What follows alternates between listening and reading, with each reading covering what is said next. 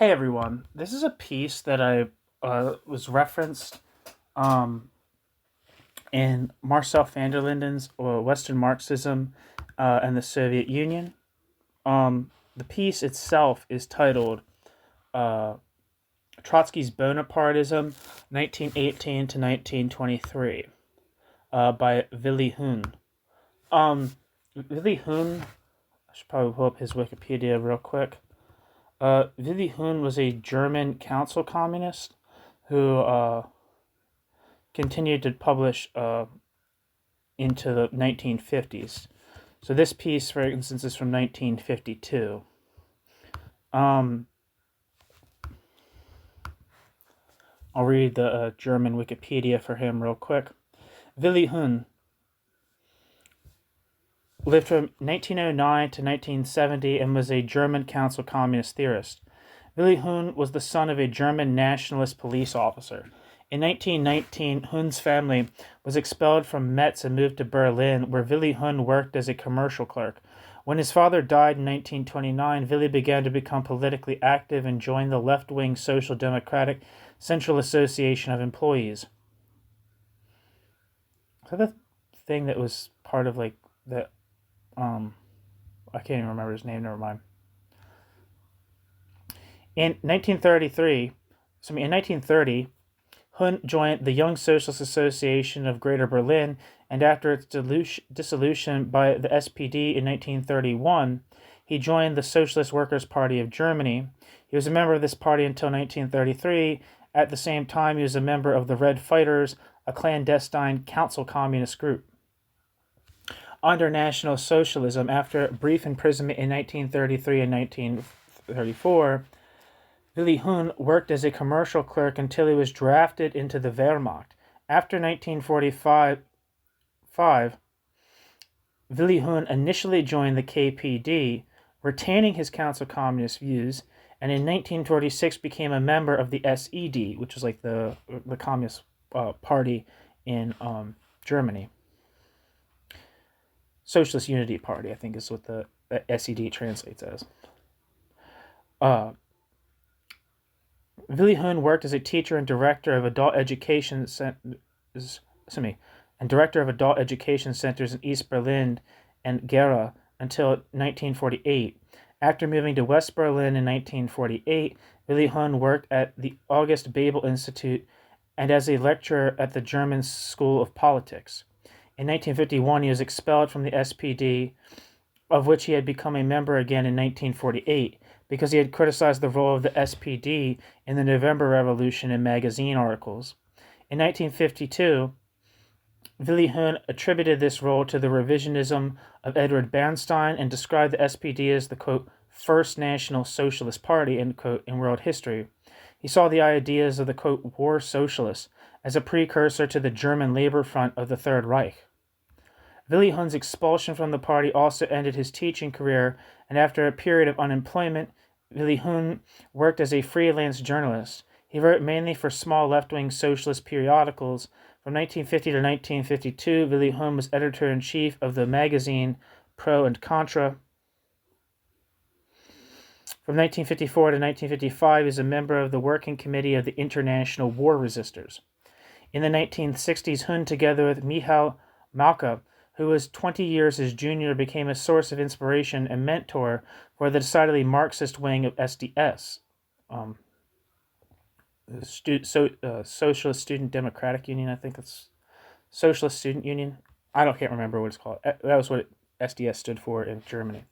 Willy Huhn is thus one of the few people who actively embodied the connection between the New Left and the radical part of the old workers' movement of the Weimar Republic. See also Fritz Lahm. After one of Huhn's students was Christian Reichers, who became known in the late 1960s as the first West German Antonio Gramsci researcher.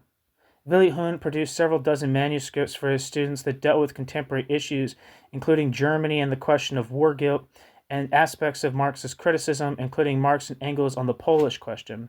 These manuscripts circulated as hectographed typescripts. Willy Huhn's style and working methods were based on the political writings of Karl Marx, Herr Vogt, the 18th Brumaire of Louis Bonaparte, The Civil War in France. Excerpts, annotated collections of quotations, and free explication of the topic merge into one another in Huhn's work. Huhn was a representative of revolutionary defeatism.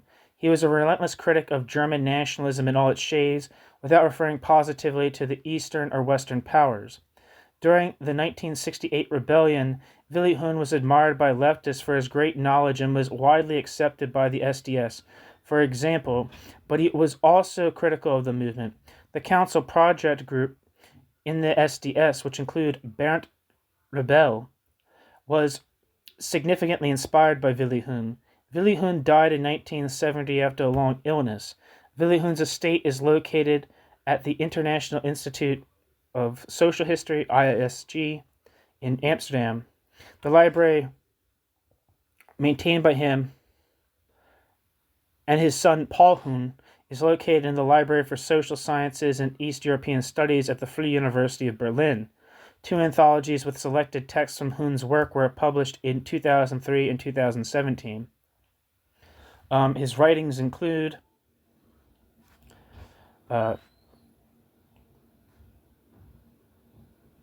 Statism of Social Democracy, On the Prehistory of Nazi Fascism, selected texts with a foreword by Clemens Nachtmann and appended by Joachim Brunn, published with K. Ihrer Verlag, which again is an important publisher in Germany, associated with the anti-nationalist movement. Trotsky, the Failed Stalin, which is where this piece comes from. The Holy Folly, Bernard of Clairvaux, The Crusades, and the, quote, Priest Regent Conrad, heretical reflections on an 800-year celebration and its connection with the European defense community, published in 1953, and Being and Appearance, a Marxist study on the relationship between reality and ideology.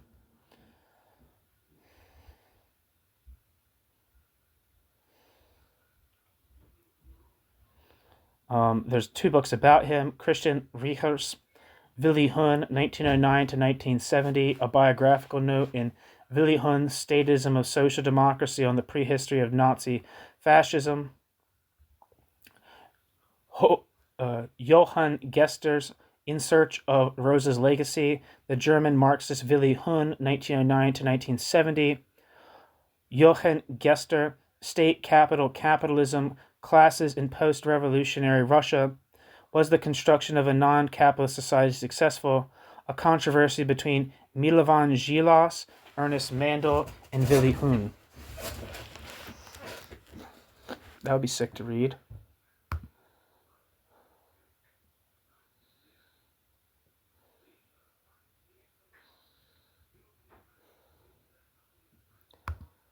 And yeah.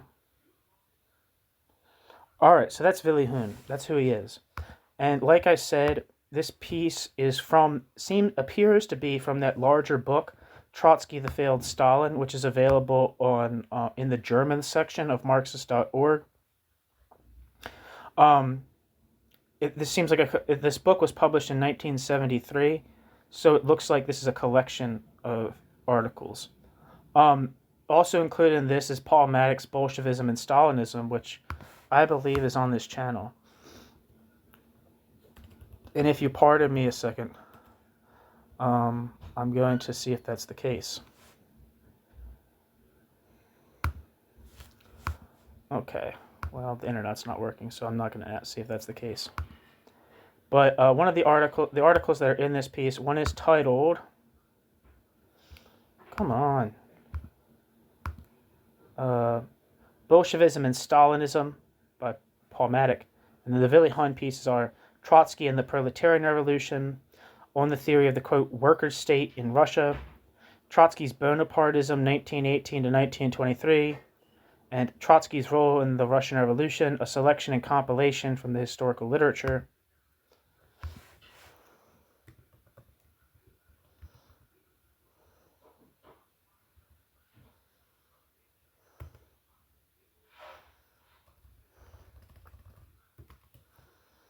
One second.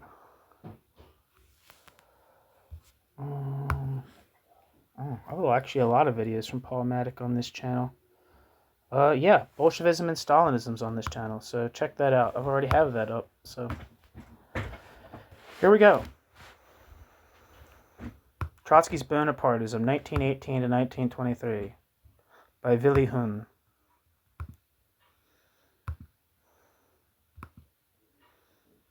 Dude, you sack of shit. Come on. Alright, so here we go. Again, I'm using Google Translate for this, so the translation might not be perfect, but that entire piece I just read about Willy Huhn was translated from German as well, and that seemed at least passing to me. So here we are. Section 1. Trotsky shared with Lenin and many other, quote, orthodox Marxists their respect for the German industrial organization for modern machine and material warfare. German, quote, war socialism also made an enormous impression on Trotsky, as is clearly evident from his often repeated lectures in the USA at the end of 1916. Of course, he declared himself against the bourgeoisie's method of resolving tensions between states, war, and supported the proletariat's method of eliminating them, revolution. But what if the proletariat fails and the revolution fails to materialize? Then one must decide in favor of the victory of the most advanced country in the war. And which belligerent country should win World War I? Trotsky replied, quote, there is only one country among the belligerent states which, thanks to its capitalist development, has such enormous economic, intellectual, and cultural resources at its disposal that in the event of its victory, perhaps even by force, it can achieve the much-needed unification of the entire cultural world and thereby take a great step forward. This country is Germany, end quote.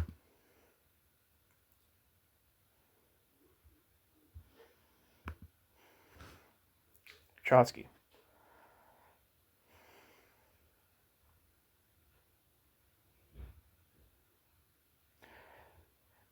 Who would be surprised to learn that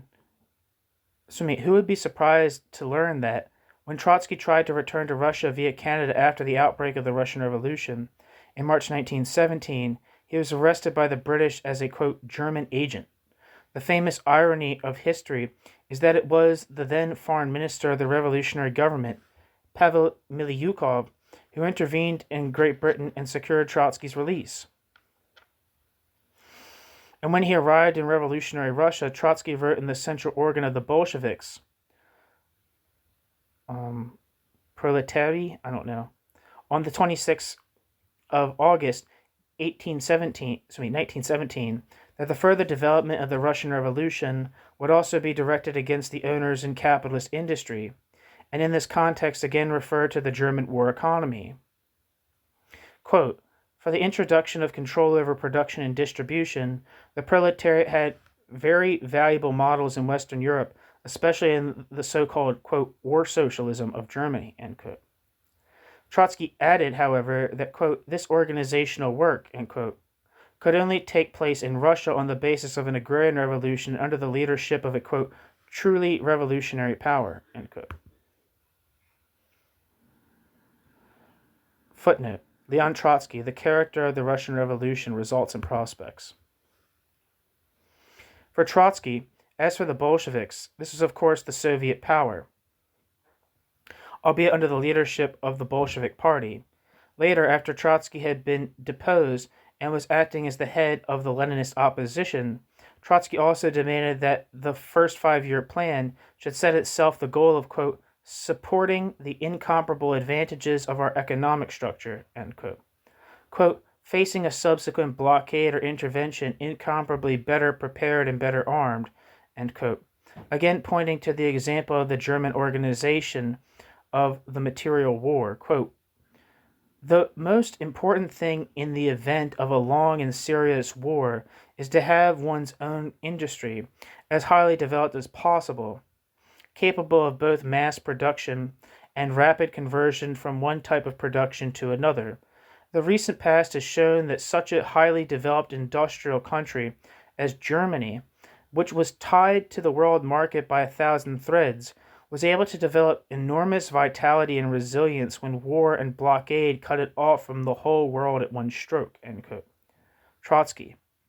In this sense, Trotsky sees the construction of socialism and that of state industry in Russia in connection with the capitalist world economy, and the need to, quote, prepare for war, end quote, because this represents an unavoidable danger if the links with world capitalism grow.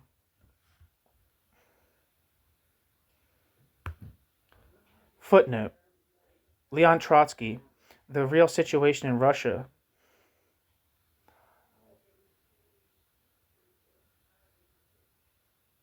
Given the difficulty of obtaining Trotsky's writings, we will probably have to ignore Trotsky's difference with Avalon Verlag, if only the newspaper articles collected in that book were, quote, coincidentally written by Trotsky himself. I don't know what that means, but... End footnote.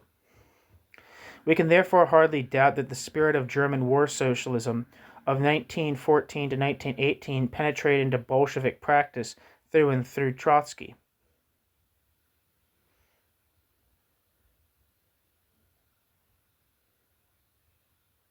Let me repeat that. I think I said it wrong. Let me repeat that whole last sentence, actually. In this sense, Trotsky sees the construction of socialism and that of state industry in Russia in connection with the capitalist world economy and the need to, quote, prepare for war, end quote, because this represents an unavoidable danger if the links with world capitalism grow. We can therefore hardly doubt that the spirit of German war socialism of 1914 to 1918 penetrated into Bolshevik practice through and through Trotsky. Footnote: see my essay, Lenin State Capitalism, 1917 to 1922, published in Funken in December 1951.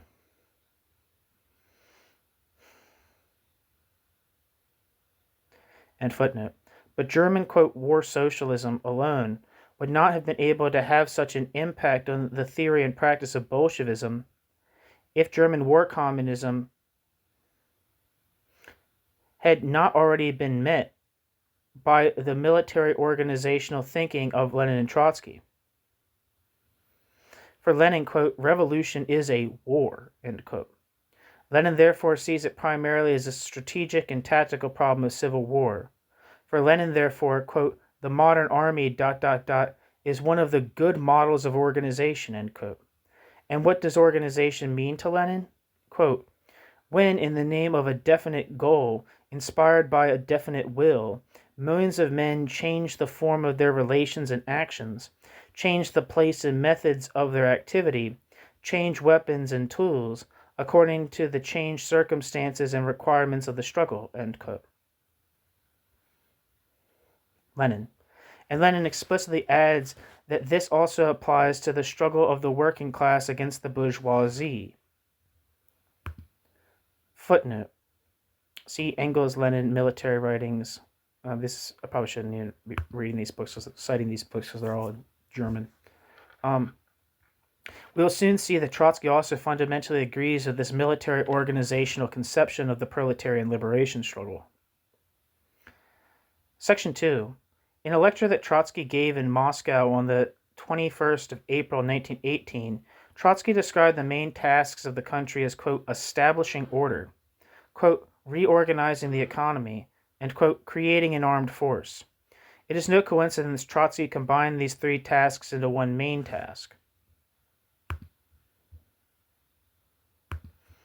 It will soon become clear that the principle of order that is to direct both the Wehrmacht and the economy is the same, namely the military one. Trotsky has been celebrated as the founder and creator of the, quote, Red Army, and compared to Carnot, the organizer of the French Revolutionary Army.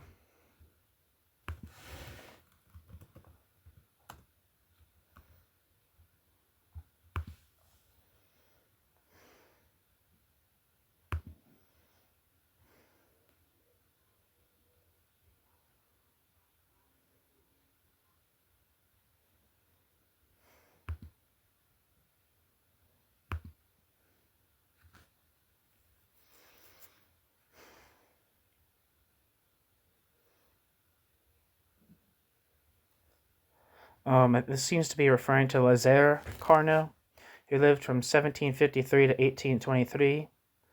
Lazare Carnot was a French mathematician, physicist, military officer, politician, and a leading member of the Committee of Public Safety during the French Revolution.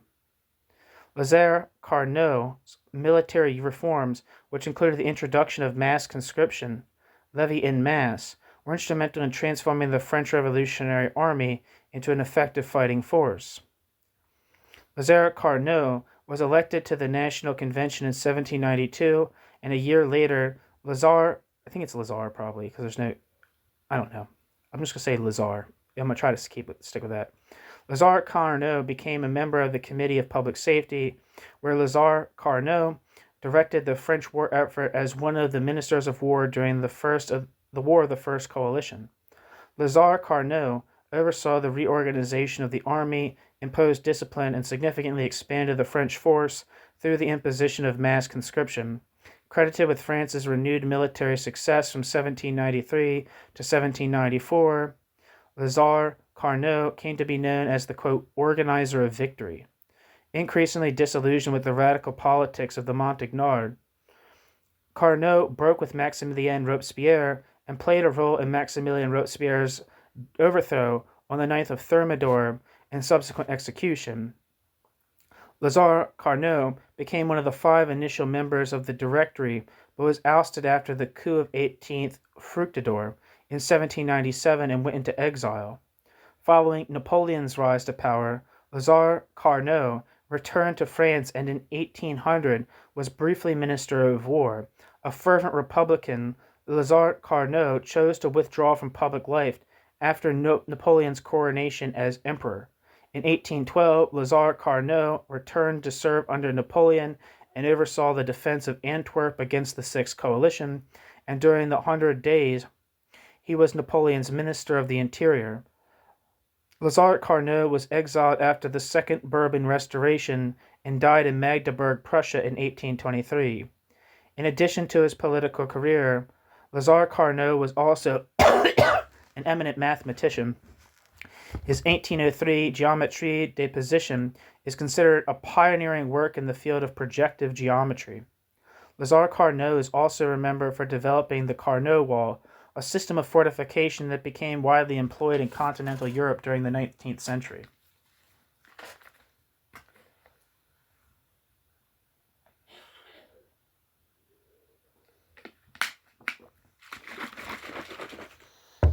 Back to the text.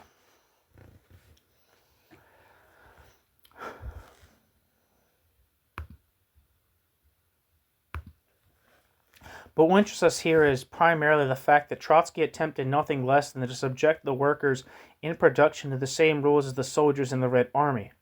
In the lecture of April 21st, 1918, already mentioned, Trotsky called for the implementation of a, quote, firm, iron, strict discipline of the work order, end quote, and also gave an example that was entirely in keeping with the spirit of Lenin's previously quoted statements, quote, in order to be able to transfer a certain number of metal workers from one place to another at any time if necessary, end quote. As a result, when a Supreme Military Council was set up under its chairmanship, the military administration immediately began a struggle against the previous, quote, military federalism and separatism, end quote.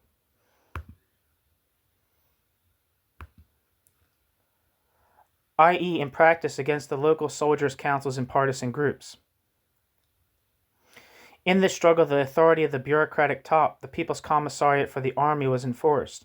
Trotsky declared in his report to the Fifth Congress of the Soviets on July 10, 1918, quote, if centralism is lacking, the army is also lacking, end quote.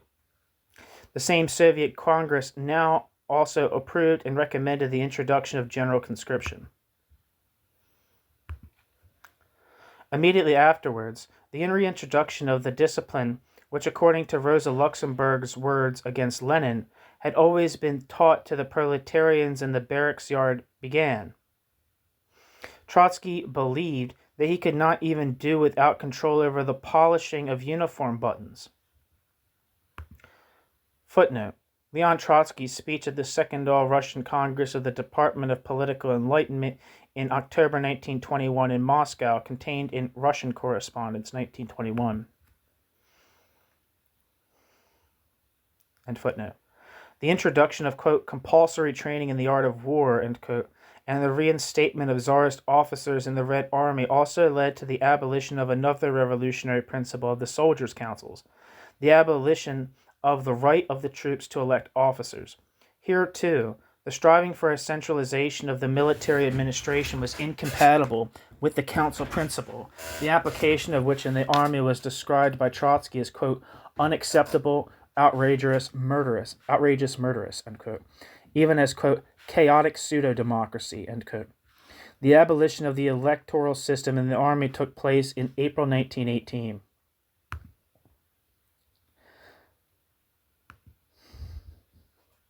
In this context, the theses on the military question presented by Trotsky to the 8th Congress of the Bolshevik Party, April 1919, are of particular interest. Trotsky assumes that it was precisely the conquest of political power that gave the proletariat the opportunity to use the state apparatus for the systematic construction of a centralized army.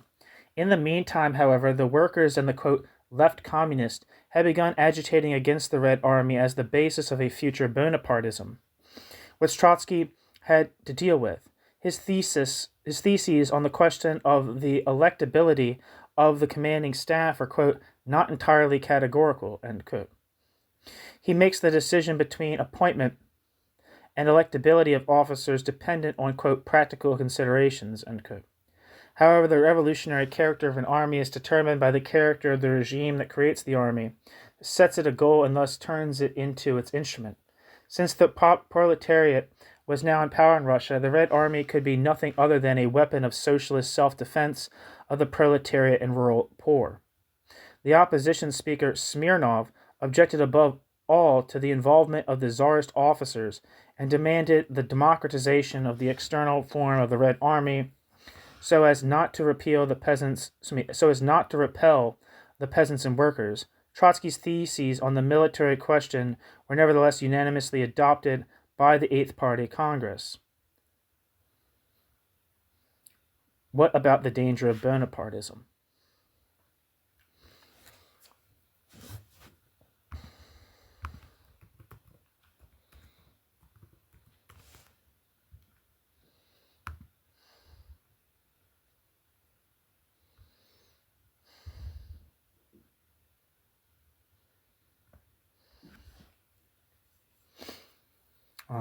Wikipedia says, well, I'm just going to read the Wikipedia real quick for Vladimir Smirnov.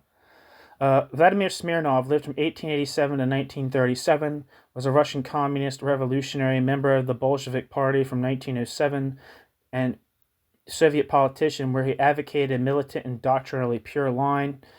Vladimir Smirnov was a persistent critic of successive party leaders, including Vladimir Lenin and Joseph Stalin, which he spent years in prison and exile before being executed.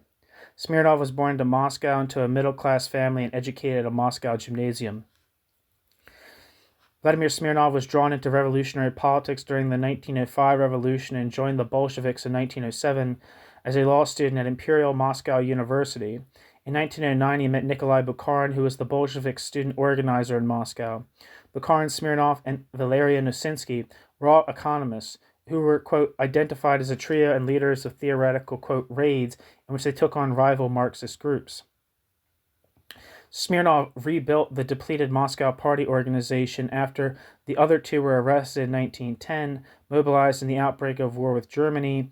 Vladimir Smirnov served as a warrant officer in the Russian Imperial Army until after the February Revolution. In summer 1917, the former, quote, trio was reunited when they took control of the Bolshevik publications Social-Democrat and Spartak from older Bolsheviks who opposed Lenin's line that the Bolsheviks should aim to take power in a second revolution. During the October Revolution, Smirnov organized the heavy artillery that enforced Bolshevik rule in Moscow.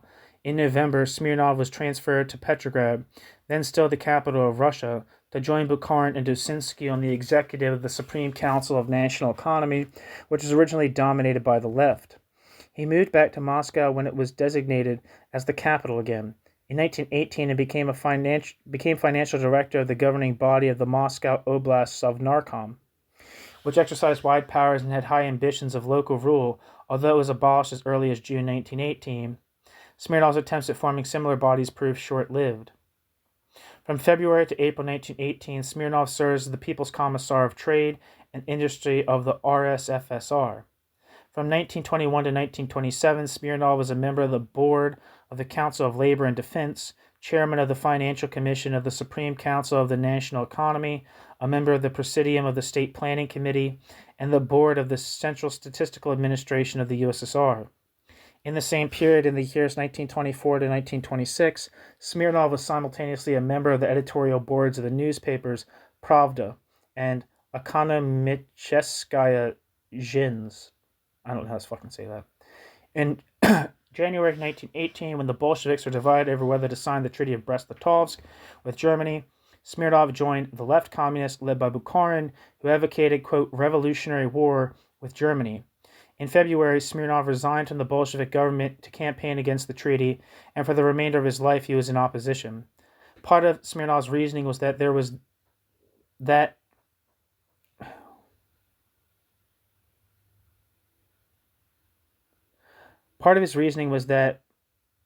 to attempt to build socialism in pre-industrial Russia alone, quote, a side turning of the main highway of European socialism, end quote, was, quote, foredoomed to failure, end quote.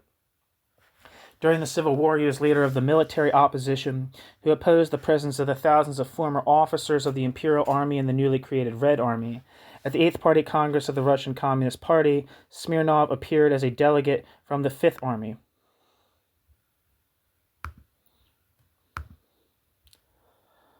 On March 20th, 1919, Smirnov gave a speech to the Congress on the use of former Tsarist officers, named, quote, specialists within the party, and of political commissars in the Red Army, responding to accusations from Grigory Sokolnikov that he opposed the use of officers, by which this point had become a key part of Bolshevik military strategy. He denied favoring the use of partisan militias in the Russian Civil War. He did, however, warn of the inadequate political mechanisms that the Soviet authority had at its disposal to control the officer specialists. Arguing for the repeal of decree on revolutionary military councils, he said to the Congress, quote, the role of the political commissars is limited to the function of supervision. Now that we have the political commissars with sufficient combat experience and able not to intervene when not needed, we must give them broader rights, a larger part of in the direction of the armies, end quote. Smirnov regarded the commissars as an integral check on the potential disloyalty of the old regime officers. This preference for so-called, quote, politicization of the Red Army was shared by the left Socialist Revolutionary Party in opposition, but largely rejected by Trotsky, the People's Commissar of Army and Navy Affairs, who by 1919 exercised full control over the military. In April 1919, the Central Committee of the Russian Communist Party appointed Smirnov as the first organizer for CHON, Forces of Special Purpose, volunteers to support the Red Army in the Civil War effort. During 1920, Smirnov, Osinsky, and Timofey Sopronov formed the Democratic Centralists, or, quote, DESIS, a left-wing opposition group that opposed the managerial system in industry and advocated more democracy within the Communist Party. Smirnov signed the Declaration of 46 in 1923, acted as one of the main speakers for the opposition at the party conference in January 1924. In 1926, Smirnov and Sopronov formed the Group of 15, which joined the United Opposition headed by Trotsky, Grigory Zinoviev, and Lev Kamenev. Smirnov was expelled from the Communist Party at the 15th Party Congress in December 1927, along with the rest of the United Opposition. On the 31st of December 1927, Smirnov was told that he had been sentenced to 3 years of exile in the Ural region and was given less than a week to leave Moscow. By chance, he had just had his teeth removed in the expectation of getting false teeth, so he went to the Urals missing half his teeth.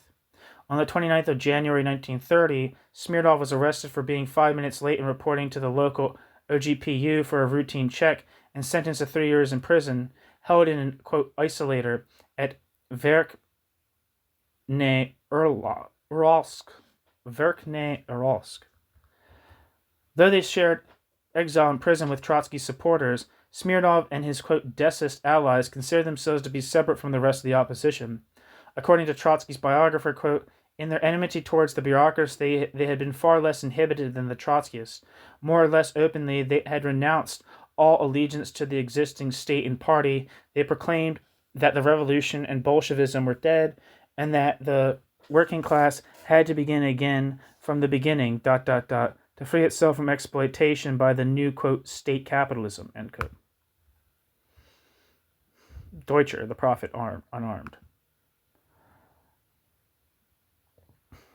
In 1928, Smirnov described the Communist Party under Joseph Stalin as a, quote, stinking corpse, and claimed that the destruction of inter-party democracy in 1923 had been a, quote, mere prologue to the development of peasant kulak democracy, end quote. A fellow prisoner in Verkhna Uralsk recorded Smirnov's reaction to a false rumor that went around in spring 1930 that Trotsky had capitulated to Stalin. Quote, Trotsky has capitulated. That is all to the good. This semi-Menshevik will now at last cease to hamper the authentic revolutionary movement by his presence, end quote. Smirnov. On 10th of November 1932, Smirnov's prison term was extended by 2 years. When it was completed on the 4th of November 1934, Smirnov was sentenced to 3 years exile in Siberia. After the assassination of Sergei Kirov in March 1935, Smirnov was arrested again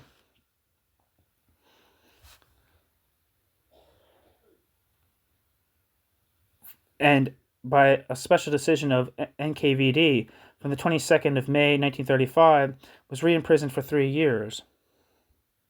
In early 1937, while serving in the Suzdal special prison, Smirnov sent letters to the People's Commissar of Internal Affairs, Nikolai Yezhov, and the USSR prosecutor Andrei Lyshinsky, protesting against his detention.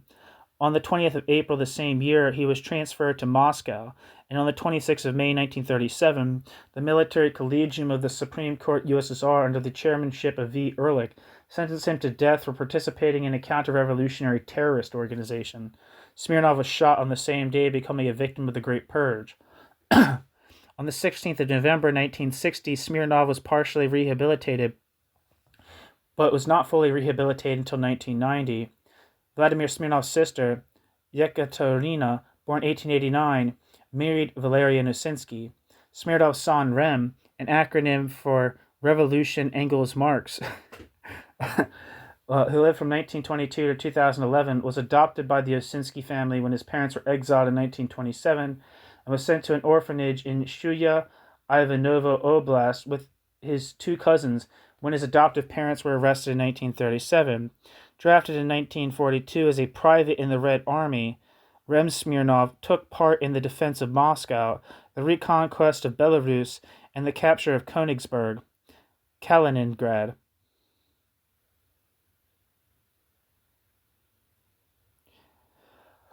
After the war, Rem Smirnov graduated mathematics from Moscow University and worked as physicist in Kurgan, where he became a renowned specialist in quantum mechanics. Okay, so thank you for letting me that detour.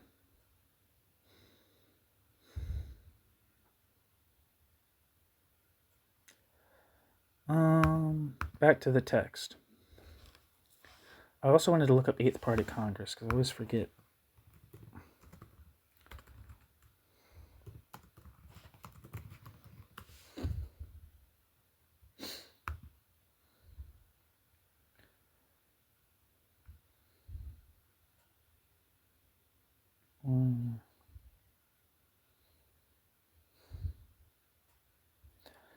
It's not really telling me anything.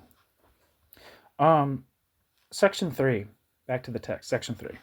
Although we are fully aware of the sociological differences between revolutionary France between 1790 and 1800 and revolutionary Russia between 1917 and 1927, we would like to recall Marx's depiction of Bonapartism. Marx describes how the revolution had to develop the centralization, but also the scope, attributes, and henchmen of government power.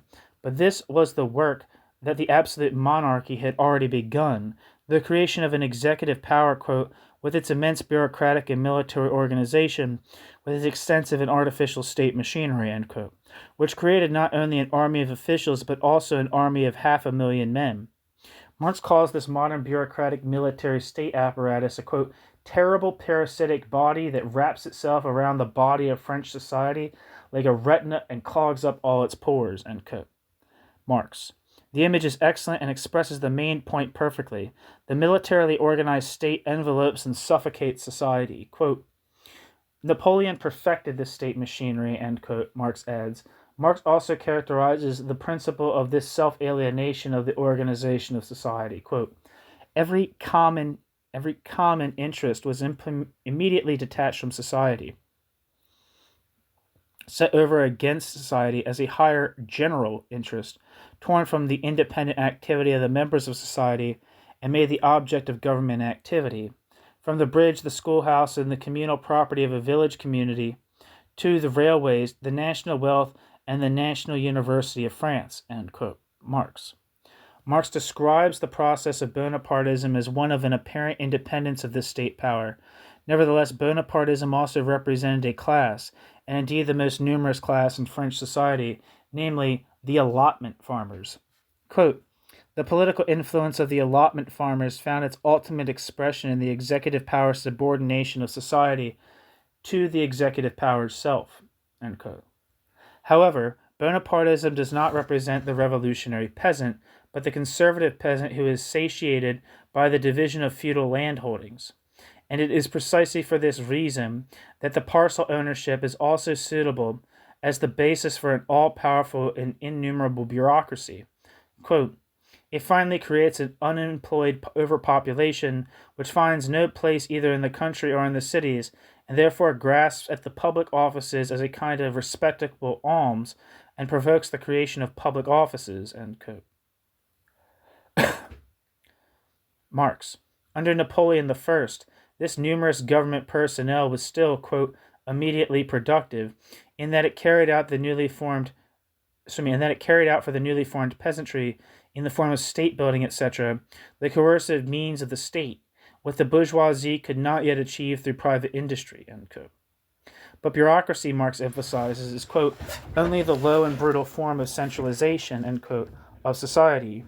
Ultimately, Bonapartism culminates in the, quote, preponderance of the army, end quote, who is not reminded by Marx's following words of the Red Army, as we have now experienced it in Eastern and Central Europe. Who is not reminded by Marx's following words of the Red Army, as we have now experienced it in Eastern and Central Europe. Quote, the army was the point d'honneur of the allotment farmers.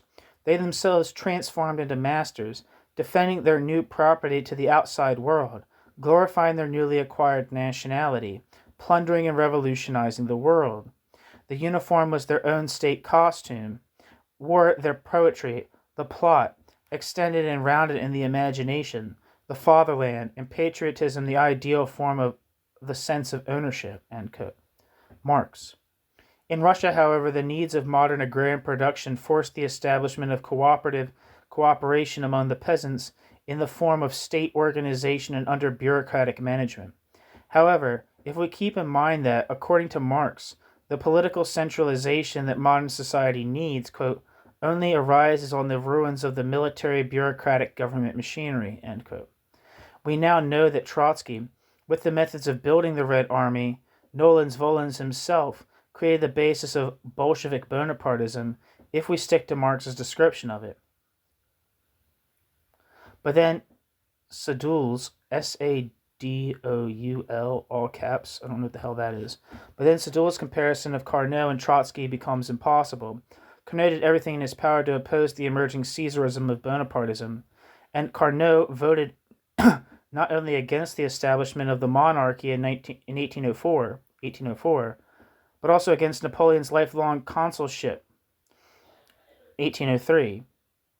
Carnot was a convinced Republican and believed, quote, that freedom is possible and that freedom's government is easier and more lasting than any arbitrary rule, end quote. Carnot. Trotsky, on the other hand, only opposed Bonapartism when it became obvious that he would not play the role of Bonaparte in the Russian Revolution.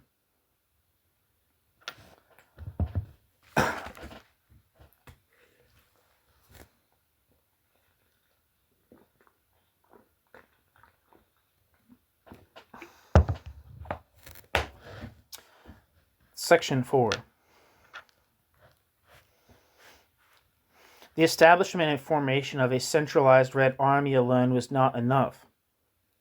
A modern army needs an efficient armament industry as its basis, but this had come to a standstill in Russia at the end of 1917. This too had to be recreated and brought back into operation. Since this had to be done away to meet the needs of the Civil War, why should the principle that had already proven to be the best and most effective in the formation of the Red Army, the military principle, not be applied to the rebuilding of industry? Here too it was a matter of quick decisions, unity of will, and unconditional discipline, which are the basis of Bolshevism anyway. At that time, Trotsky made the prediction, quote, "Work, discipline, and order will save the Socialist Soviet Republic," end quote, calling for the complete militarization of Russian society. Footnote.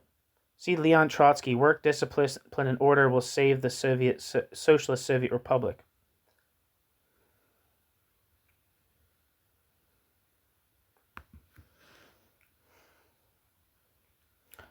End footnote. At the same time, Lenin revised the Marxist view of the, quote, dictatorship of the proletariat, and in the spring of 1918 wrote a paper in which he tried to prove that there was no fundamental contradiction between socialist Soviet democracy and the dictatorship of individuals. Lenin also called for the unquestioning subordination of the working masses to the unified will of the leaders of the production process, quote, "in the interest of socialism," end quote. While he advised, quote, repeatedly and tirelessly to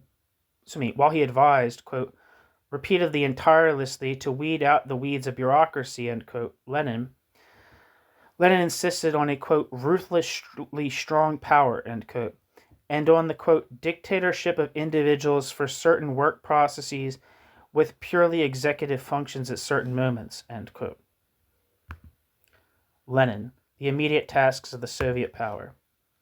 Under the pressure of both the military economic needs of the Civil War and the Bolshevik organizational principles, the organization of the Russian economy and thus the period of economic transformation from capitalism to socialism took place under the sign that, quote, barrack socialism, end quote, which the German Social Democrats had already denounced in 1884. Even the Bolsheviks later correctly called this era, quote, war communism, end quote. It's funny, I was just reading, this is part of my research for, on the Russian question. And it's funny, I was just reading the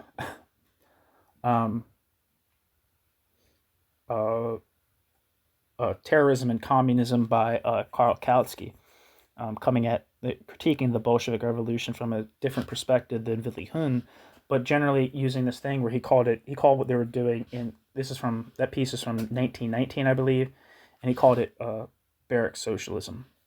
And I was questioning myself when I was reading this. Like, did they call it war communism at the time? But I guess they didn't. This is making me think that they did not call it war communism at the time.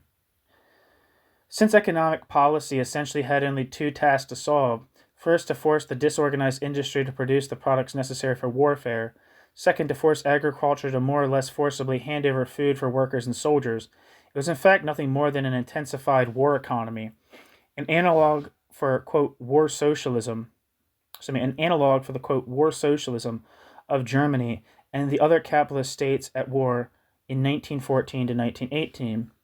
Just as the establishment of the Red Army deprived the soldiers' councils of their power, the reconstruction of industry according to military organizational principles increasingly deprived the workers' councils of their importance and validity. Even before the May 1918 Congress of the National Economics Councils, the Bolsheviks had demanded that the factory manager should have complete authority, while the works councils should have only an advisory role. This principle is even included in the original decree on the administration of nationalized industries, but had to be abandoned under pressure from the, quote, syndicalist and, quote, anarchist workers, end parenthesis. The militarization of labor was also intended to counteract another phenomenon. Thousands of starving workers had left the cities and their factories and fled to the countryside, where there was not only more to eat but also often higher wages.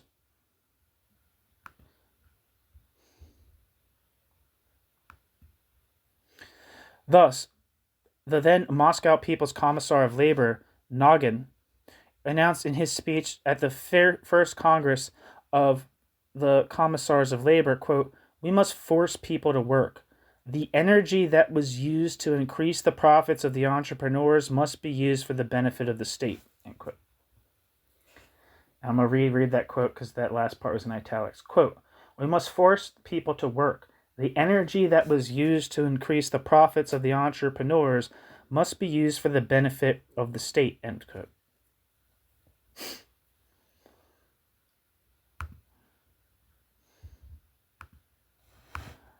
Noggin.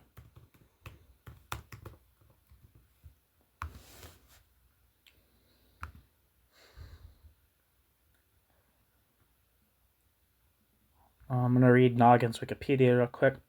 Viktor Noggin lived from 1878 to 1924 and was a Russian Bolshevik revolutionary, Soviet politician, and statesman in Moscow, holding many high positions in the party and in government, including chairman of the Moscow Military Revolutionary Committee and chairman of the Presidium of the Executive Committee of Moscow Council of Workers' Deputies.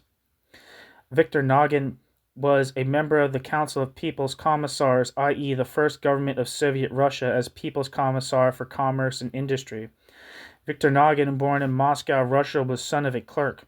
Viktor Noggin left school at 14 and worked in a textile factory in St. Petersburg. In 1898, Viktor Noggin joined the Russian Social Democratic Labor Party. Viktor Noggin was arrested that same year and exiled to Poltava. In 1900, he emigrated. He returned to Russia, having agreed to act as a distributor of Iskra, the newspaper founded abroad by Vladimir Lenin and Julius Martov. When the Russian Social Democratic Labor Party split into factions in 1903, Noggin joined the Bolsheviks. In 1907, Noggin was delegate to the Russian Social Democratic Labor Party Congress in London, where he was elected to the Central Committee. During his years as a revolutionary operating illegally in Russia, he was arrested 8 times and escaped 6 times. Within the Bolshevik faction, Noggin was a, quote, conciliator who wanted to reunite the RSDLP. In 1910, Noggin was one of the organizers of a 3-week conference in Paris called by the Central Committee. As part of the preparations, he traveled to Baku, hoping to enlist Joseph Stalin, then known as, quote, Koba, who failed to make contact with him. At the conference, Lenin was repeatedly outvoted as the delegates decided in favor of reuniting the Bolsheviks and the Mensheviks. According to Nadezhda Krupskaya, Lenin's widow, Noggin wanted to, quote, unite everybody, end quote, including those who wanted to abandon illegal activity, but when he returned to Russia to try to put this into effect, he was rebuffed by the Bolsheviks there. Noggin was arrested in April 1911 for the last time and spent 5 years in prison. By 1917, Noggin was one of the leaders of the Moscow branch of Bolsheviks. In April, Noggin chaired the party conference convened while Lenin was still absent abroad, and when a lone delegate raised the possibility of a second Bolshevik revolution, Democratic February Revolution occurred earlier that year, Noggin ruled him out of order. The conference elected him to the Central Committee. After Lenin had returned and was calling for a second revolution, Noggin was one of the leading Bolsheviks who argued against him. At the Sixth Party Congress in August, Viktor Noggin warned, quote, "Is it possible, comrades, that our country has made such a leap in 2 months that it is already prepared for socialism? Where are our allies? So far we have only the platonic sympathy of the Western European proletariat, ... We'll find active support only in the, quote, rotten Soviets," end quote. Despite being in what soon became the minority, he was re-elected to the Central Committee in August with the 5th highest vote behind Lenin, Zinoviev, Kamenev, and Leon Trotsky. Noggin was a member of the Provisional Committee during the struggle against General Lavor Kornilov's affair in Petrograd. Viktor Noggin was a member of the Executive Committee of Moscow Soviet of People's Deputies. As chairman of the Moscow Military Revolutionary Committee, Noggin tried to lead a peaceful and bloodless transfer of power to the Bolsheviks, hoping to avoid more bloodshed in Moscow. Before a session of the Russian Social Democratic Labor Party Central Committee on the 1st of November 1917, Viktor Noggin joined in advocating the creation of a coalition government involving all of the socialist parties, claiming that a Bolshevik-only government could only be sustained through terror. This was rebuffed by other Bolsheviks and not realized. Viktor Nagin was appointed People's Commissar for Commerce and Industry after the October Revolution, but resigned on the 17th of November, along with Kamenev, Zinoviev, Rykov, Miliutin, and others, after he had presented a declaration repudiating, quote, the preservation of power of a purely Bolshevik government by means of terror, end quote. Nagin formally admitted his, quote, mistakes, end quote, on the 12th of December, 29th of November, Old Style, 1917, but at Lenin's insistence, his request to be readmitted to the Central Committee was not granted until January 1918, when he was appointed Commissar for Labor for the Moscow region. In March, Viktor Nagin was permanently dropped from the Central Committee, but in April, Nagin was appointed Deputy People's Commissar for Labor, where he enjoyed great authority in foreign trade and industry circles, and accompanied Leonid Krasin to London for the negotiations over the Anglo-Soviet trade agreement. In 1923, Viktor Nagin was appointed head of the Soviet Textile Trust. Unable to purchase raw cotton from the United States, Nagin traveled to New York in August 1923 and negotiated a deal with Anderson, Clayton & Co., one of the United States' largest cotton exporters, which is the first trade deal between a U.S. company and the communist regime.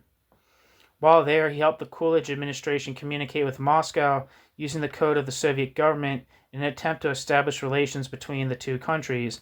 He died soon after he had returned to Moscow. Viktor Nagin is buried in the grade number 6 of the Kremlin Wall necropolis on the Red Square, Moscow. Viktor Nagin married Olga Pavlovna Armakova, who lived from 1885 to 1977, with whom he had 2 children. His brother-in-law, Viktor Radis Zenkovich, was chairman of the Council of People's Commissars. Kyrgyz ASSR, Russian SFSR, from 12th of October 1920 to 1921. Arthur Ransom described Nagin as, quote, an extremely capable, energetic Russian, so capable indeed that I found it hard to believe he could really be a Russian.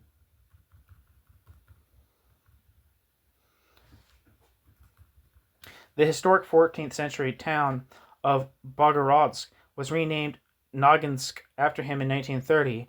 In 1934, the USSR Post Office produced a 15 kopeck stamp honoring Viktor Nagin. A station in the Moscow Metro Kitay-Gorod was called Plashchad Nagina until 1990, after a square in central Moscow that was renamed after Viktor Nagin in 1924 now reverted to old name Slavyanskaya Square. Streets named after Nagin still exist in many Russian cities such as St. Petersburg, Nizhny Novgorod, Volgograd, Novosibirsk, Pavlovsky, Posad, Samara, and Surpukov.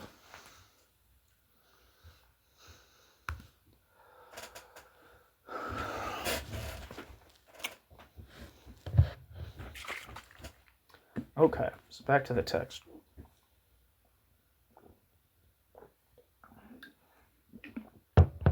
Thus it came about that the compulsory labor requirement, which Lenin had already taken into account in his nationalization plan of December 1917, but was intended primarily for the bourgeois elements, primarily affected the workers. Footnote: see Solomon Schwartz's book, Compulsory Labor in Russia, in the Archives for Legal and Economic Philosophy.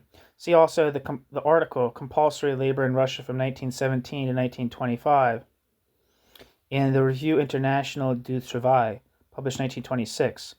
If you don't know who Solomon Schwartz is, he wrote a very important book on labor in the Soviet Union that, in a recent entry by in one of the books, probably the Oxford Handbook of the History of Communism or Cambridge Handbook of the History of Communism, one of them, and one of the pieces had Donald Filzer, who's written a lot about labor, and a contemporary historian who's written a lot about labor in the Stalin period. And he says that Solomon Schwartz's work on this topic is still worth reading and is still a good place to start. So just as a side note on Solomon Schwartz. On September 3rd, 1918, a decree was issued stating that the unemployed were not allowed to turn down a job offered by the labor exchange. In December 1918, the Code of Labor was published, and Articles 51 to 52 of this now also covered employed workers and stipulated that no worker could give up his job unless he had the consent of the Works Council and ultimately his union.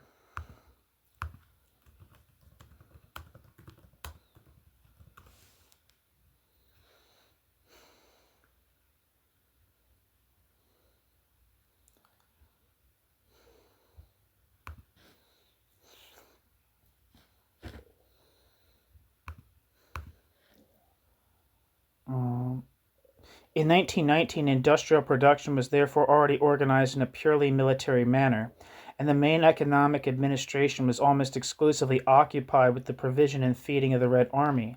It was only logical that a decree published shortly after the Code of Labor equated any violation of the code with desertion. This established the jurisdiction of the military courts and the admissibility of the death penalty in cases of violation of the decrees on compulsory work. Trotsky played a leading and decisive role in this development and ultimately drew important conclusions from it. At the 7th Soviet Congress, December 1919, Trotsky declared the following about his military apparatus. Quote, "Our apparatus has proved itself capable of restoring the war industry. ... This very fact shows, and I will say this with a slight digression, that the apparatus which was capable of setting the war industry in motion in the course of a few months will also be capable of setting industry in motion in general. That the apparatus which was capable of setting the war industry in motion in the course of a few months will also be capable of setting industry in motion in general. Consequently, the test to which our military apparatus is being put is a test of our regime in general." End quote. Trotsky. Did the organizer of the Red Army not thereby also lay claim to the organization of industrial production according to military bureaucratic principles? At the previous Eighth Party Congress in April 1919, Trotsky had already declared that theoretically one would have, quote, "the best and most invincible army in the world," end quote, if training and organization in both production and in the art of war, if industry and the military could be brought into line, such an army organization was what one was striving for. In fact, Trotsky himself expressed himself clearly enough about this. We are so malicious to use a word from Richard von Muhlendorf, quote, "communal economy of the military," end quote, at the end of 1919 and the beginning of 1920. His statements are important enough to be presented in detail.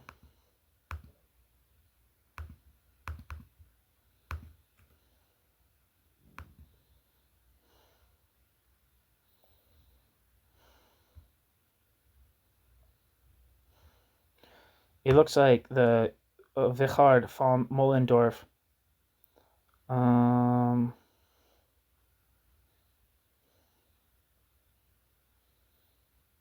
It looks like this references to Richard von Muhlendorf, who lived from 1881 to 1937 and was a German engineer and economist. Richard von Muhlendorf is best known for his involvement in shaping economic policy during and after the First World War. He was also involved in materials research. In 1916, Muhlendorf developed the concept of a, quote, social economy, a variant of socialism that prioritizes the interests of society as a whole over private interests rather than eliminating private property altogether. Muhlendorf envisioned implementing this concept through an organization similar to Bismarck's National Economic Council, the Volkswirtschaftsrat. Muhlendorf saw this approach as a way to establish a, quote, rejuvenated middle class, end quote. Following the German Revolution of November 1918, von Muhlendorf was Undersecretary to the Reichsminister for Wirtschaft, Minister of Economic Affairs, Rudolf Wissel. Together, they were involved in developing a program of, quote, practical socialization based on corporatist principles which they claimed was superior to both capitalism and Marxist socialism. However, their program was rejected in the summer of 1919, and he abandoned any hopes of the imminent realization of what he described as, quote, conservative socialism.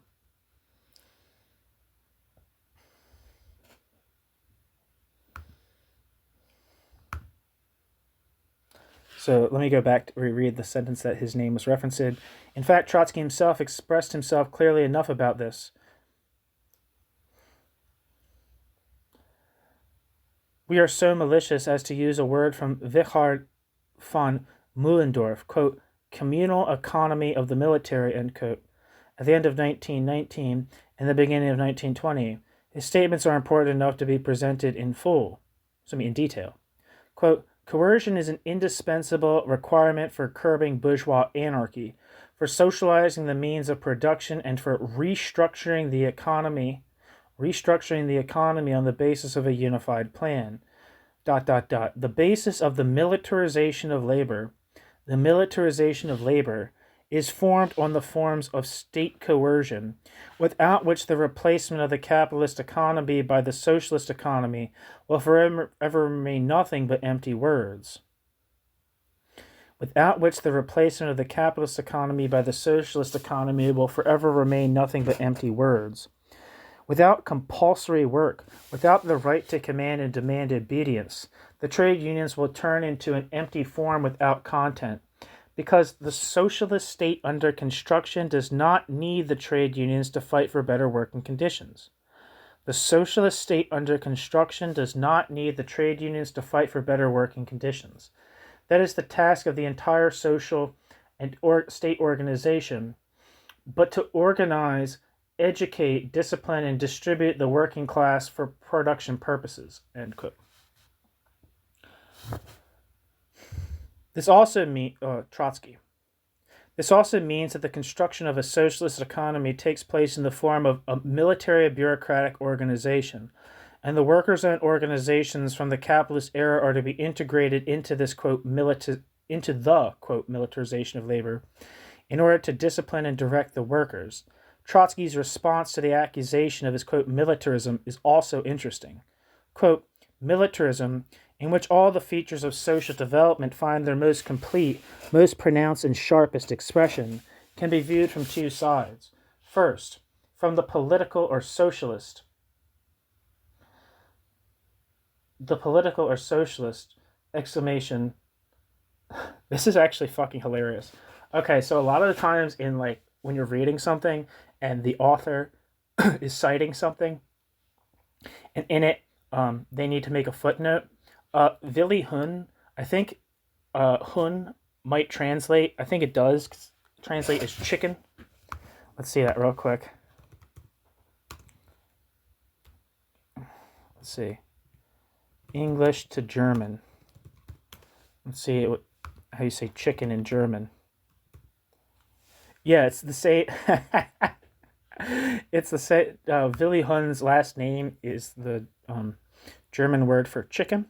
So it has he says a thing where it says it's a foot. It's like a parenthesis with something for him, and instead of saying his name, the Google Translate just says chicken. So I'll read it. It says from the militarism. This is the quote from Trotsky. Quote, militarism, in which all the features of social development find their most complete, most pronounced, and sharpest expression, can be viewed from two sides.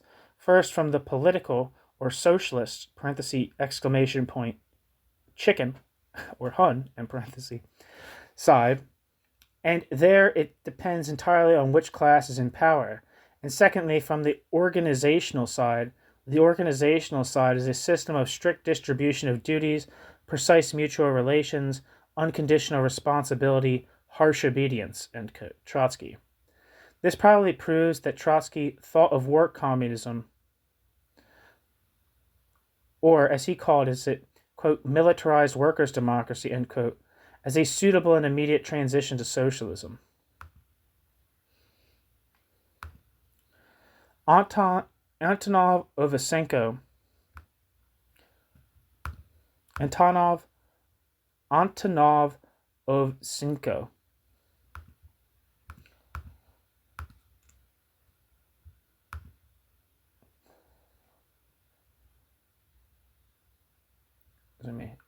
writes, so he also writes a whole series of projects to organize, quote, the construction of the management of our industry according to the type of military administration, end quote. Since the majority of the party was, quote, dominated by the natural desire, end quote, to transfer the method successfully used in the field of military construction to the sphere of economic activity.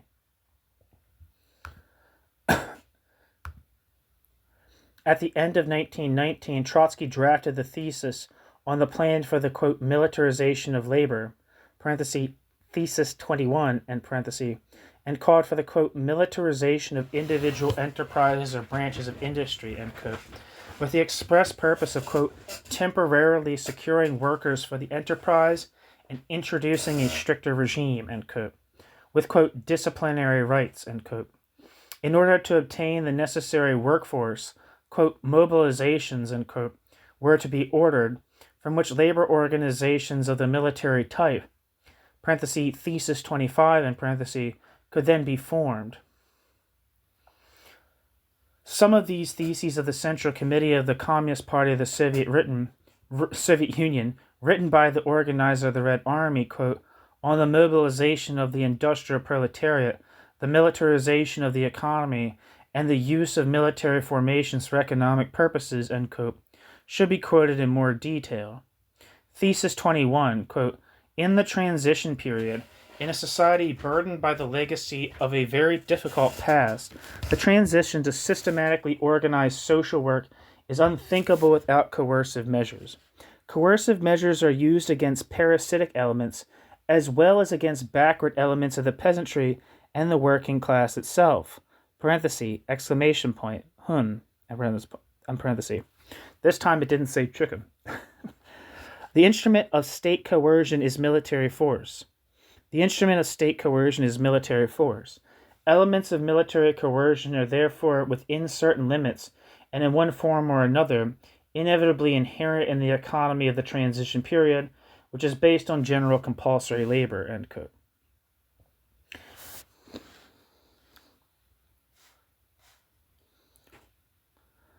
The 22nd thesis deals with the inseparability of politics and economics.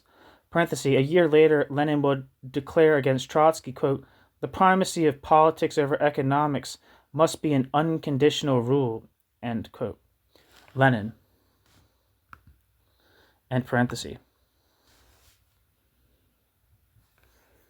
And identifies the mobilization of the economy with the military mobilization required by the Civil War. Thesis 27, quote, the implementation of compulsory labor essentially raises the same fundamental organizational question as the establishment of Soviet power and the creation of the Red Army. How to ensure that the backward peasantry has its natural leaders and organizers in the most advanced workers, most of whom have professional training. Insofar as the army was the most important experiment of such a Soviet mass organization, parenthesis, exclamation point, Huhn, is also in italics, I'm going to read it again. Insofar as the army was the most important experiment of such a Soviet mass organization, the army's methods must be transferred, parenthesis, with necessary modifications, end parenthesis, to the field of labor organization, and the experience of those who are called from military to economic work must be directly utilized, end quote. Trotsky. The 29th thesis not only emphasizes the, quote, inevitability and progressive character of military coercion in the field of economic development, the progressive character of military coercion in the field of economic development on the basis of general compulsory labor, end quote, but also speaks of the, quote, inevitability and progressive character of an ever-increasing mutual rapprochement of the organization of labor and the organization of defense in the socialist community, end quote. Quote, inevitably and progressive character, he also speaks of, God, I'm stupid. Trotsky also speaks of the, quote, inevitability and progressive character of an ever-increasing and mutual rapprochement of the organization of labor and the organization of defense in the socialist community, end quote. Trotsky.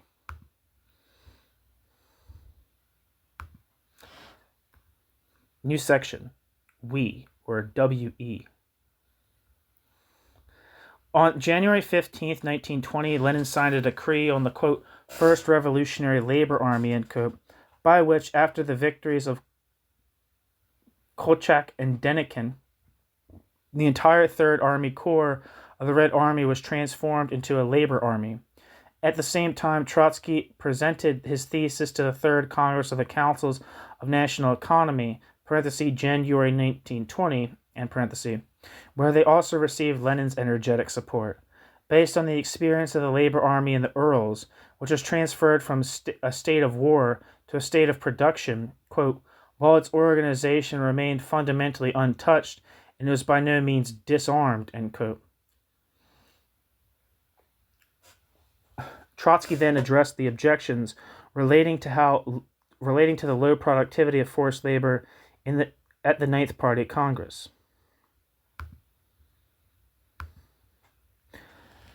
Trotsky had to admit to the critics that the organizational apparatus of active armies was not suitable for managing work processes, and that it had to be adapted accordingly.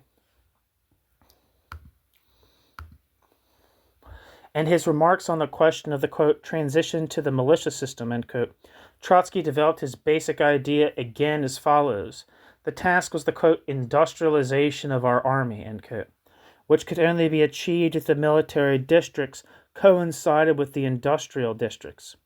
The basis of the entire structure of the militia units would be a, quote, certain grouping of industrial enterprises and a broad industrial periphery surrounding them, end quote. The main structure of the militia had to be, quote, closely linked with the production life of each individual district, end quote.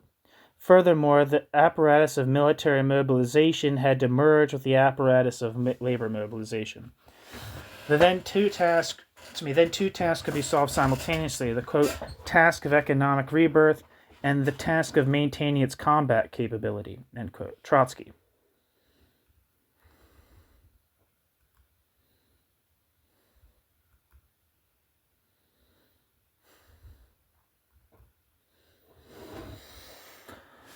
However, these aspects of the Ninth Party Congress on economic construction meant a renunciation of the, quote, unforeseeable prospects, end quote, that opened up with the formation of the First Labor Army, and that they limited the use of armies for labor purposes to a strictly defined area, namely to work of simple nature that was accessible to every Red Army soldier. Otherwise, the labor army would be better reorganized into small shock and labor detachments and distributed among industrial enterprises. The Congress emphasized in its resolution the need for a gradual, quote, rapprochement of the army to the production process, end quote, and essentially repeated the theses of the Speaker, which Lenin had also largely supported with his demands at the Third Congress of the National Economic Council. The decree, quote, on the implementation of compulsory labor, end quote, of January 29th, 1920 had already given legal effect to Trotsky's theses on the militarization of labor. Since then, in accordance with Trotsky's theses and Lenin's demands, the militarization of economic life has become more and more widespread. Wage labor has already acquired a distinctly compulsory character, and the, quote, transition from elected collective administration to the dictatorial personal form, end quote, has become general.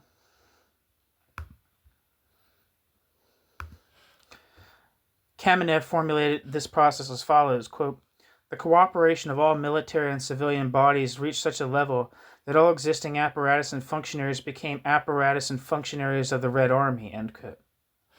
But since soon after the 19th Party Congress, the battles with General Wrangel and the Polish campaign began, the Bolsheviks were forced to postpone the implementation of their party directive on the labor armies of the spring of 1920. To characterize the whole system of the militarization of labor, it is enough to point out that the People's Commissar of the Interior, the founder and head of the Cheka, later GPU, Dzerzhinsky, was appointed chairman of the main committee for compulsory labor.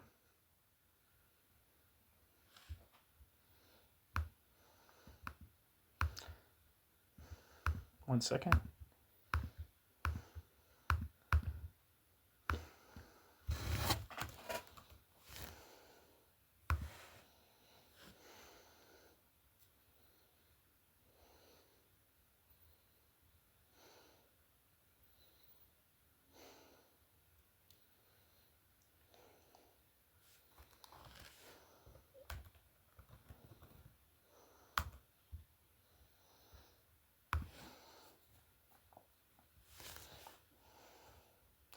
Later, Trotsky defended himself against the accusation that, quote, Trotskyism consisted precisely in the methods of civil war and, quote, military communism, end quote, that he had decreed, with the formation of industrial armies and the, quote, militarization of labor, end quote.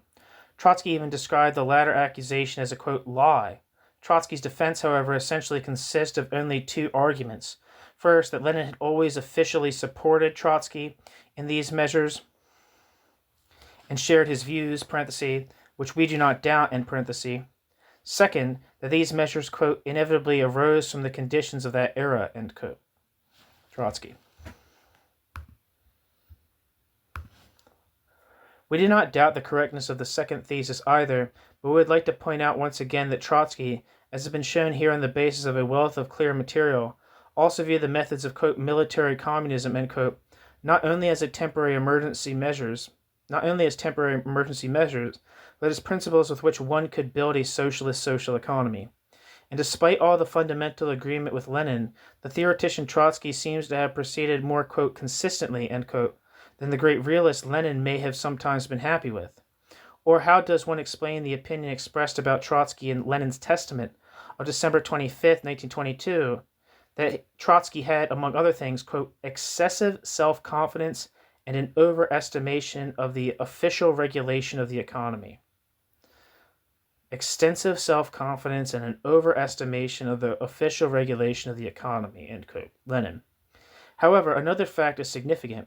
It was precisely the planned economy experts, such as Kreutzmann and Lahren, who enthusiastically took up the idea of rebuilding Russian industry through the, quote, militarization of labor.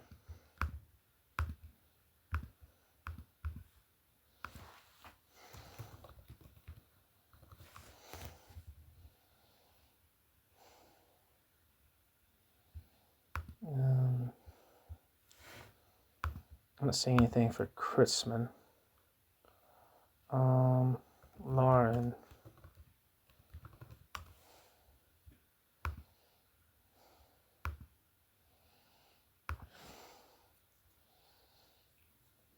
Wikipedia says Yuri Lahren lived from 1882 to 1932 and was a Soviet economist and politician. Back to the text.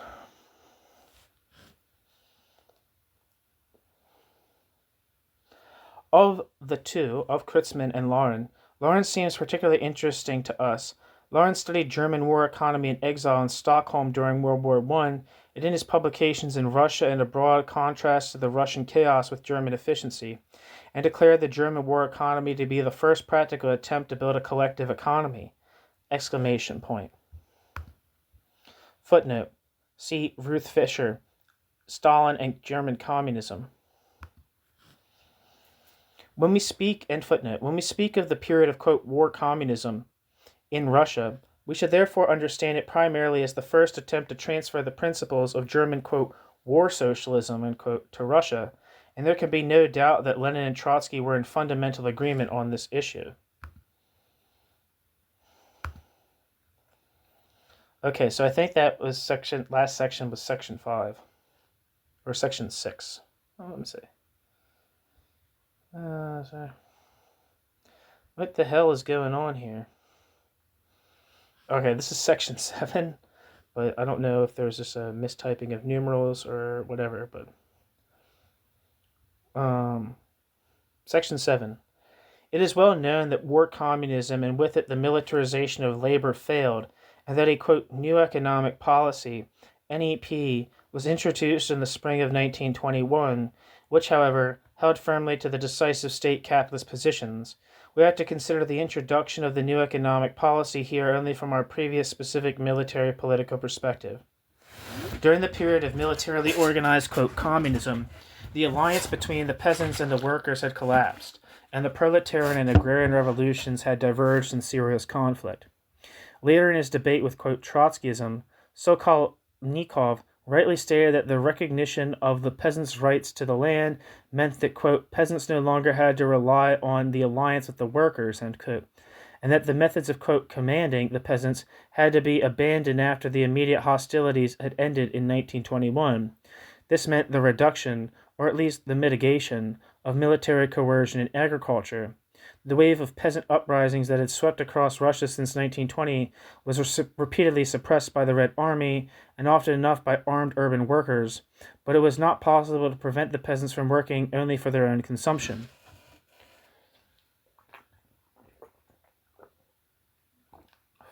The Bolsheviks recognized that it was not possible to increase agricultural production with military organizational principles, and that the peasants needed the incentive of an agrarian surplus, and above all, the free disposal of this on a free market. Instead of compulsory levying or even requisitioning of produce, a tax was to be introduced that would leave the peasant with a surplus. And the agrarian code that came into force in 1922 expressly renounced the socialization of the 20 million present farms. The defeat of the Red Army in the war against Poland also led to decisive military political conclusions. It was understood that in order to fight against modern armies in the age of war machines, technically first-class trained cadres were needed. In an industrialized army, these had to consist of a corps of skilled quality workers. After the Polish campaign, the Red Army's previously technical, insufficiently qualified mass army was demobilized from 5 million in 1920 to 2 million in 1922, and finally had a strength of only 600,000 in 1923. In order to be able to replenish the cadre army to a mass army in an emergency, after such a reduction in quantity in favor of quality, the militia and territorial system advocated by Trotsky at the Ninth Party Congress (March-April 1920) was introduced, and it is significant that, quote, the introduction of the new economic policy was not least due to the need to create the conditions for a ready-to-fight militia army, which under the special circumstances were and are primarily based on the expansion of the productive forces and the transport apparatus, as well as on the establishment of a tolerable relationship between worker and peasant, end quote.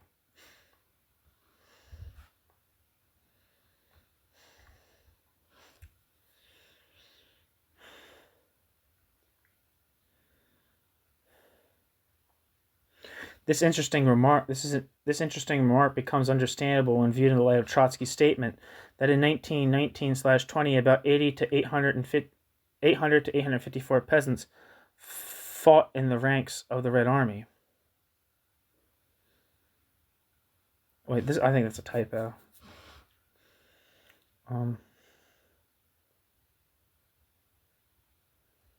Yeah, I don't know. It says, I don't know.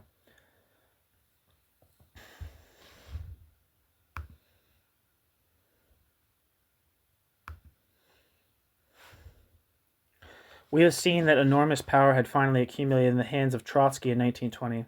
By 1920, as organizer of the Red Army, he had gained comprehensive control over all human resources. The railways had been placed under his control, and he was well on the way to subordinating even the Russian economy to himself by militarizing labor.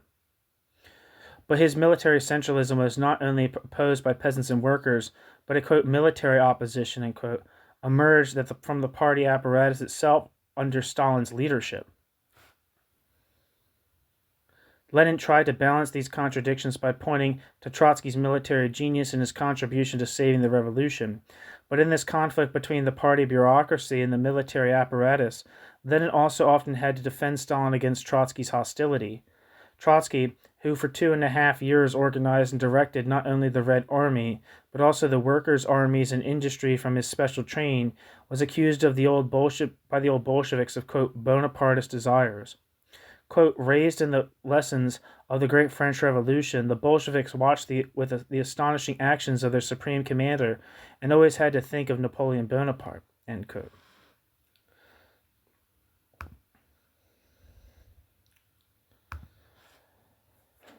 This description by Ruth Fisher becomes even clearer when we learn that the collegial authority, the, quote, Revolutionary War Council, had little to decide because the center of military organizational decisions was precisely in Trotsky's special train. The party feared a separation of the army from the party and decided to place military affairs under Bolshevik control again. In July 1919, the plenum of the Central Executive Committee therefore decided, contrary to Trotsky's opinion, to organize a new war council. At that time, Trotsky threatened to resign, and it was very difficult to resolve the conflict. From now on, Trotsky wanted to increase his power over the party apparatus, but this intention meant that he had to come into sharp conflict with Lenin. This became apparent at the end of 1920 in the question of trade unions. We already know Trotsky's position that the Bolshevik state does not need trade unions as workers' organizations to fight for better working conditions, but to organize, discipline, and direct the proletarian class for production purposes. At the time of the Fifth All-Russian Trade Union Congress, November 1920, Trotsky now called for the integration of trade unions into the militarized economy. Trotsky writes about this in his autobiography, quote, "I saw no room for an independent role for the trade unions in the system of war communism, which nationalized all available resources, at least in principle, and distributed them according to the needs of the state. If industry relied on the state supplying the workers with necessary products, the trade unions had to be integrated into the system of state administration of industry and distribution of products," end quote. Trotsky. Trotsky certainly did not want to make the trade unions into a precursor to the, quote, labor front, end quote, of the state party, but this is precisely what would have resulted from his presumably primary intention of strengthening his own military apparatus by subordinating the trade unions in order to counteract the dominance of the party in the state apparatus. We also agree with the following statement by Ruth Fisher, quote, "As a leader of a military trade union combination, Trotsky would have had the key position in the party and the state," end quote. That's all in italics, so I'm going to read it again. Quote, this is Ruth Fisher. "As the leader of a military trade union combination, Trotsky would have had the key position in the party and the state," end quote. Ruth Fisher. In contrast, Lenin, together with Stalin and other old Bolsheviks, defended the party monopoly. The party monopoly. We therefore consider it very likely that Trotsky only joined the opposition to the leaders of the Bolshevik Party immediately after the decision of the plenum of the Central Executive Committee in October 1923 to control the War Council by delegation of some outstanding Bolsheviks.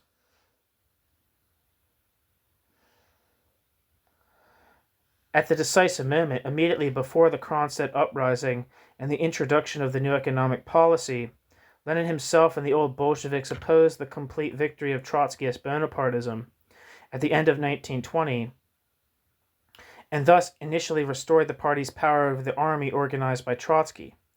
The further development up to the decision of October 1923, which drove Trotsky into decisive opposition, was only the consequence of Lenin's attitude, which Stalin logically continued. Modern Russian Bonapartism thus originated not in the army apparatus, but in the party bureaucracy.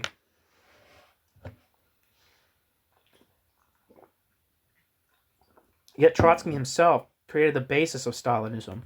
We have seen how the bitter necessity of forming the Red Army made the first decisive breach in the council system. The workers and factory councils followed, and it was Trotsky who justified their elimination and disempowerment with the need for centralism, which drew their defenders into, quote, reactionary federalism and, quote, petty bourgeois anarchism, end quote. We must therefore also agree with the following sentences by Arthur Rosenberg. One second.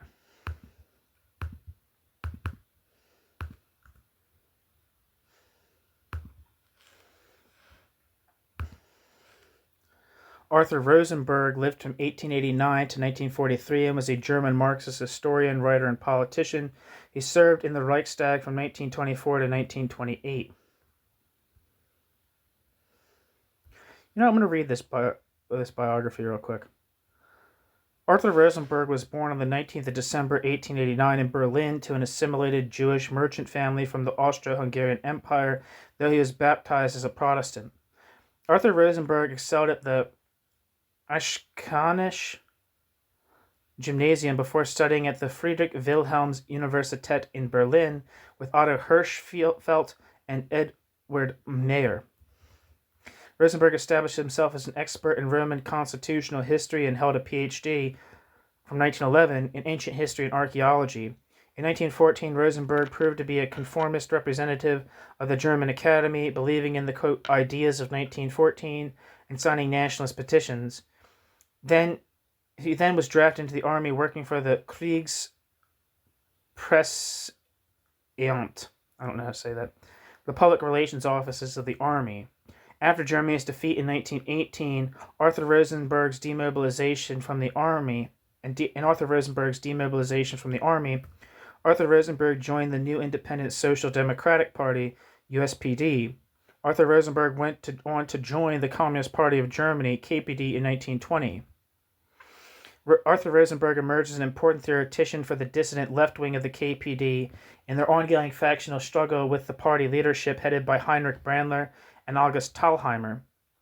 Arthur Rosenberg was regarded as one of the top leaders of the party left in the city of Berlin and was an advocate of the theory that the KPD should pursue a revolutionary offensive against the Weimar state.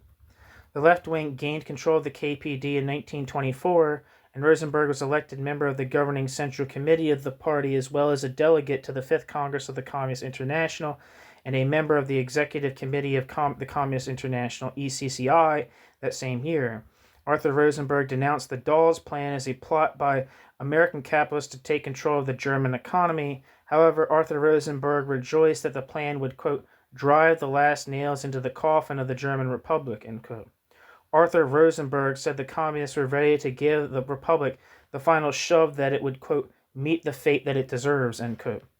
Further factionalism swept the German Communist Party. Rosenberg maintained an ultra-left-wing line as a part of a factional group that included Werner Scholem, Ivan Katz, and Karl Korsch. This group fell into disfavor in Moscow from June 1925, however.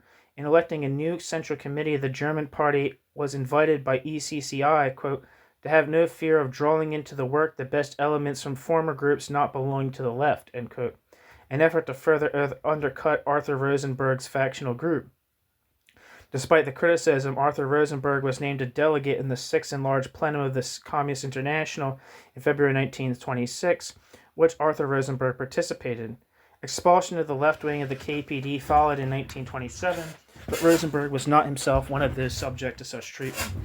Nevertheless, Arthur Rosenberg quit the KPD in April 1927, moving from the political realm to the League of Scholarship. He taught at the University of Berlin and served as the head of an organization called the League of Rights of Man. When the Nazi Party came to power in 1933, Rosenberg was dismissed from his university post due to his Jewish ethnicity. Arthur Rosenberg emigrated first to Switzerland before moving to the United Kingdom. From 1934 to 1937, Arthur Rosenberg taught history at the University of Liverpool. Arthur Rosenberg proceeded to the United States in 1937 to take a professorship at Brooklyn College, where he taught and wrote until the end of his life. Arthur Rosenberg died the 7th of February 1943 in New York City. The right-wing German-speaking newspaper New Yorker Städteszeitung und Herald called his death a, quote, hurtful surprise.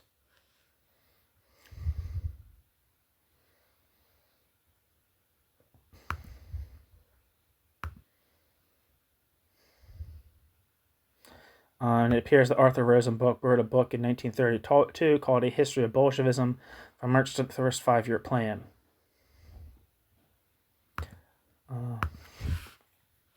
Back to the text. Let me reread the last sentence I said. We must therefore agree with the following sentences by Arthur Rosenberg. Quote, he, parenthesis, Trotsky, in parenthesis, forgets, ... that the communist state of 1871 was the work of anarchist federalists, and that the essence of the council idea of 1917 is also anarchist, anti-state, anti-centralism. Quote, revolutionary proletarian centralism, quote, is perhaps necessary in revolution and civil war, but its ancestors are the French boogeymen of 1793, and has nothing in common with the council system, end quote. Arthur Rosenberg. Insofar as Trotsky himself disempowered the Soviet system in Russia and bloodily crushed the Kronstadt uprising, whose program was, quote, Soviets without Bolsheviks, end quote, Trotsky also initiated the development that made Stalinism, the bureaucratic counter-revolution, possible in the first place. The Soviet government became a mere fiction not only since Trotsky's elimination, but already since 1918. Trotsky once quite abruptly expressed the fundamental principle of his political stance in his closing remarks at the Conference of Military Delegates of the 11th Party Congress.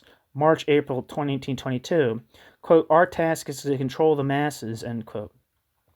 But the Soviet system has the historical meaning of abolishing precisely this control of the masses. When Paul Axelrod once expressed the opinion in conversation that after the fall of Trotsky in 1924, a kind of Bonapartism had the best prospects of taking over the legacy of the Bolsheviks, end quote.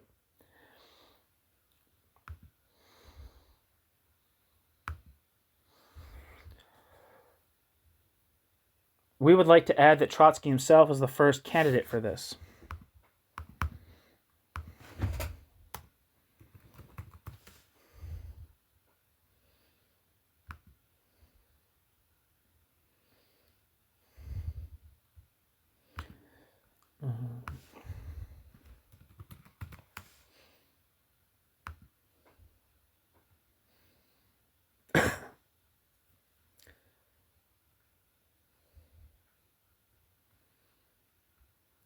Where am I?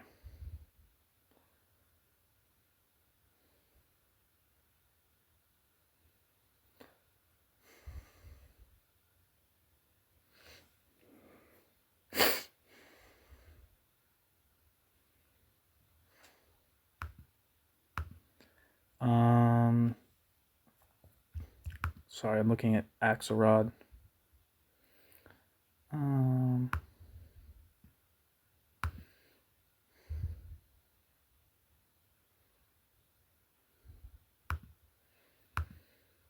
Yeah, it's Pavel Axelrod. It's not Paul Axelrod. When Pavel Axelrod once expressed the opinion in conversation that after the political fall of Trotsky in 1924,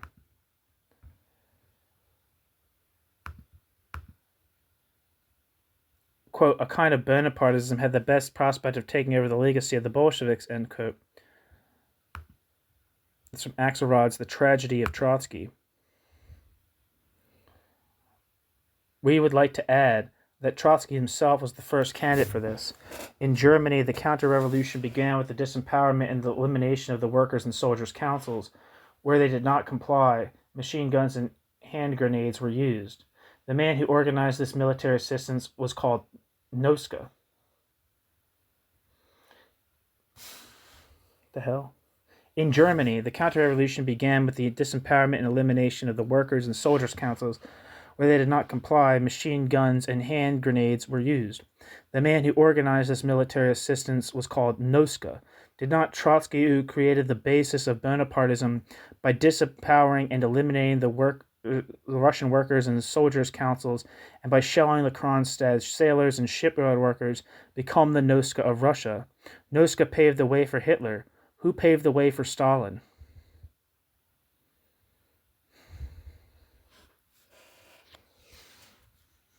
That's the end of this piece. Thank you so much for listening.